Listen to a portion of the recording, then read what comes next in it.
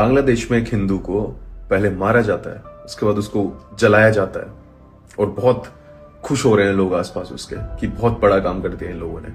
किसी ने बहुत सही कहा है कि तुम्हारे हाथ में अगर बंदूक हो और मेरे हाथ में भी बंदूक हो तब हम कानून की बात कर सकते हैं।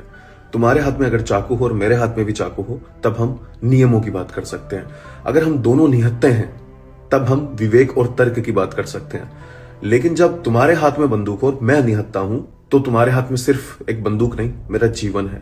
बर्बर वास्तविकता यही है कि वहां जो हिंदू मारा गया सबके सामने, उसके हाथ में ना तो चाकू था, ना उसके हाथ में कोई बंदूक थी, ना वहां कोई अदालत थी, ना वहां कोई कानून था, ना कोई वहां तर्क वितर्क करने वाला था जो उसे बचा लेता। और इस संसार की कड़वी सच्चाई यही है कि एक तरफा सेक्युलरिज्म सिखा के उन्होंने कभी संतुलन की बात नहीं की।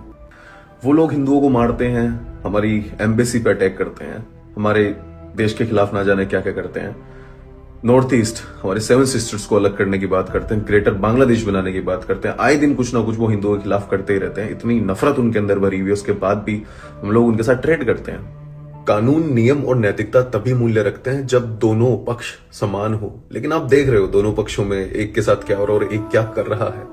और 24 घंटे इस देश के खिलाफ प्रोपेगेंडा करने वाले सुअर, मूकधारी नपुंसक, इनसे सिर्फ इतना बोलना चाहता हूं, समय का जो कांटा होता है ना, वो किसी भी ओर घूम सकता है और वो तुम्हारी ओर भी हो सकता है किसी दिन।